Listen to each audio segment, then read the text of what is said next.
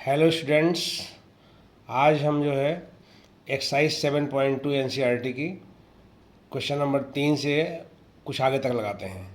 तो जो तीसरा सवाल है, 2 सवाल तक हमने पिछले वीडियो में कर दिया था। अब क्वेश्चन नंबर 3 से हम स्टार्ट करते हैं। तो क्वेश्चन है, इंटीग्रेट करना है 1/x plus x log x। तो आप देख रहे हैं कि जिसका भी हमको निकालना होता है उसको तुरंत आई मान लेते हैं। तो आई मान लिया मैंने इसको। उसके बाद देख रहे हैं कि x कॉमन है, तो x मैंने कॉमन ले लिया। ऊपर 1 पड़ा रहेगा, 1/x 1 प्लस log x हो गया dx। उसके बाद जो ये 1/x दिख रहा है, मैंने इसको न्यूमरेटर में ले लिया, यानी अंश में ले लिया इसको न्यूमरेटर में, और नीचे 1 प्लस log x हो गया।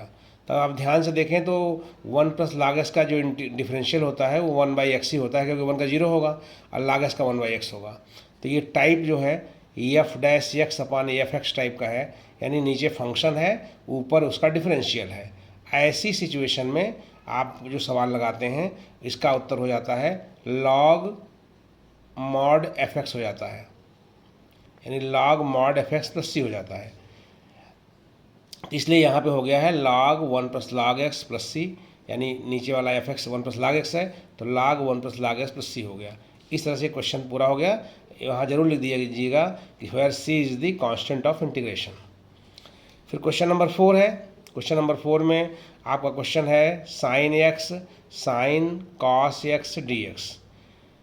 इसको इक्वेशन नंबर 1 डाल लिया और आई मान लिया इसको। तो हम देख रहे हैं कि इसमें अगर हम sin x का डिफरेंशियल देखें तो cos x हो रहा है, लेकिन cos x अलग से मौजूद नहीं है, मौजूद है लेकिन साइन के साथ एंगल में। इसलिए हम इसको जो है t नहीं मानेंगे, लेकिन cos x को अगर हम t माने तो उसका डिफरेंशियल माइनस sin x होता है, जो कि अलग से मौजूद है। इसलिए हम cos x को t मानेंगे। तो let t is equal to cos x, तो dt/dx जो हो जाएगा माइनस sin x हो जाएगा। ये वाला माइनस राइट साइड वाला लेफ्ट में ले आएंगे तो माइनस dt हो जाएगा, और क्रॉस मल्टीप्लाई कर देंगे तो sin x dx हो जाएगा। sin x dx equal to minus dt। अभी क्वेश्चन नंबर 1 और 2 की सहायता लेते हैं तो हमारा हो जाता है from 1 and 2 i is equal to minus बाहर हो जाएगा, साइन लिख देंगे, इसका मान cos x का मान t है, और sin x dx dt हो गया, तो माइनस साइन टी dt। हमने पढ़ा है कि sin t का इंटीग्रेशन होता है माइनस cos t, तो वहाँ से माइनस cos t हो जाएगा, माइनस पहले से ही है, तो माइनस माइनस प्लस हो गया, तो प्लस cos t हो जाएगा प्लस c। बाद में t की वैल्यू हम वापस कर देंगे, cos x plus c, where c is the constant of integration.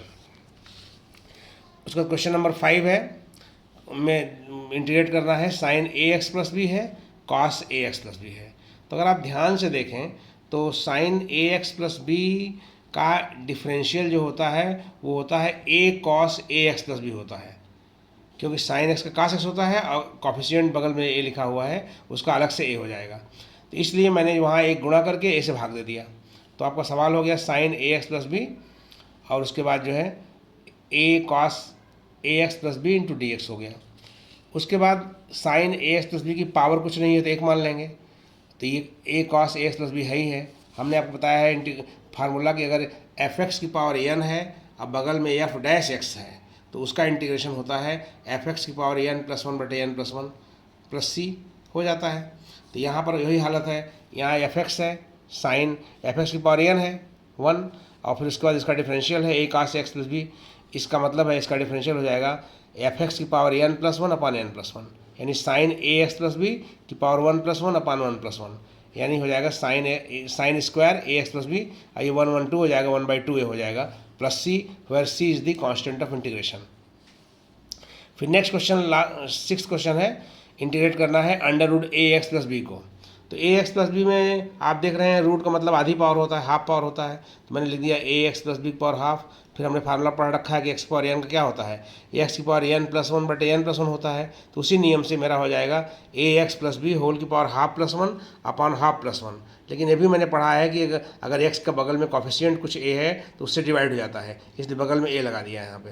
तो बाद में हाफ और 1 जोड़ेंगे 3/2 आएगा, पलट जाएगा 2/3 हो जाएगा, और ax प्लस बी की पावर 3/2 हो जाएगा plus c, where c is the constant of integration. ठीक है, अब यहीं तक रहने देते हैं। नेक्स्ट आप वीडियो जो है हम आपको अगले टर्न में बनाएंगे। Thank you very much.